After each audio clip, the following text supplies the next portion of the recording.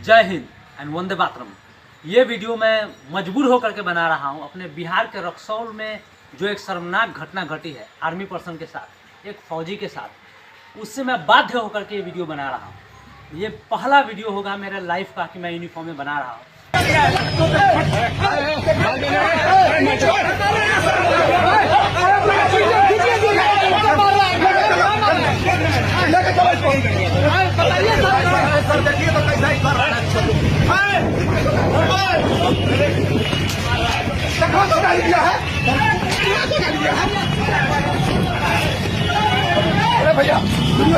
Video बनेगा sir.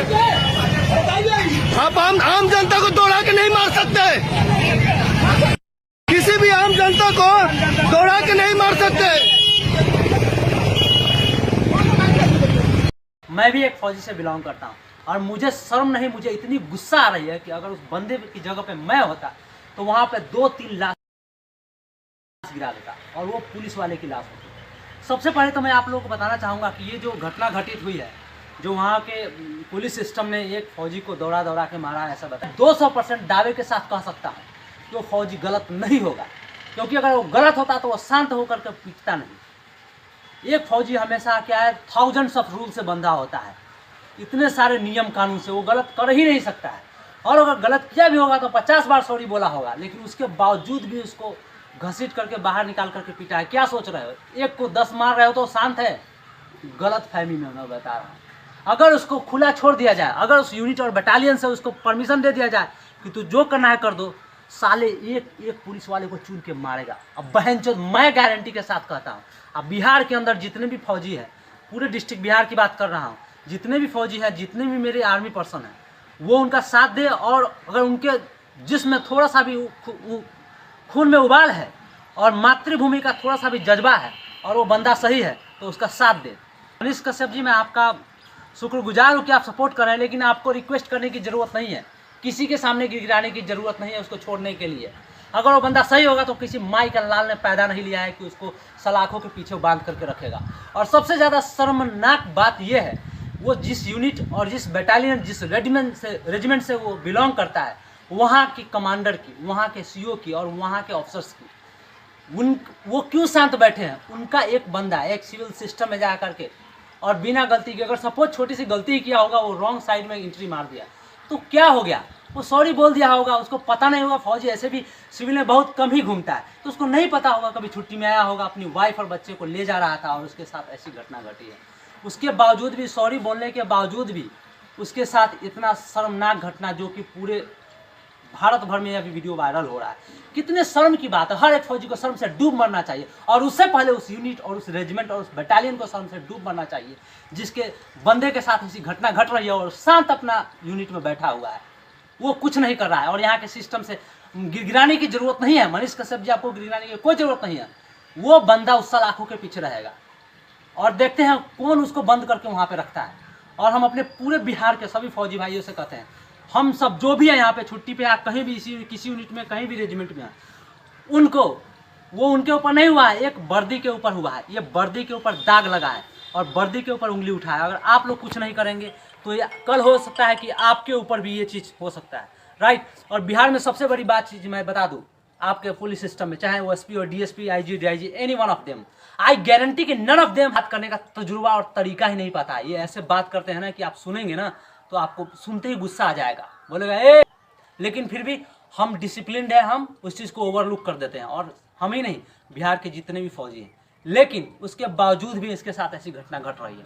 तो भाई तुम चिंता मत करो, यहाँ पे बिहार के अंदर जितने भी फौजी हैं, हम सब तुम्हारे साथ हैं। और हमारा देखते नहीं, बिहार के रूप किसी भी जिला में हो, चाहे कहीं भी हो, पूरे ऑल ओवर इंडिया में जो आर्मी का रिपोर्टेशन खराब करने की कोशिश किया है ना, एक एक बंदे के ऊपर 10-10, अरे अगर असली मर्द के औलाद होते तो अकेला क्या 10 भी होते ना, और आउट ऑफ रूल उसको बता करके देते, एक एक को घसीट कर नहीं मारता ना, तो फिर मेरा भी। और मैं मुजफ्फरपुर का रहने वाला हूँ और मेरा नाम ओम प्रकाश है, ठीक है, मुजफ्फरपुर जिले का हूँ, एक इंडियन आर्मी से बिलोंग करता हूँ। सर्विस मिलना हो मेरे से मिलना, और जिस पुलिस वाले को मिलना है, जिसका एड्रेस लेना है, मेरा नंबर नोट करो 9162723976। I will be there 24 hours, I will be there. और जरूरत पड़ी तो मैं छुट्टी लेकर के मिलने के लिए आऊँगा। और घर वाले जो भी ये फौजी भाई के साथ जो घटना घटित हुई है, उनके घर वाले को रोने की जरूरत नहीं है, ना गिड़गिड़ाने की जरूरत है। वो खुद छोड़ेगा। उसके सलाखों में ना उसके बाजू में इतना दम है कि एक फौजी को कैद कर ले।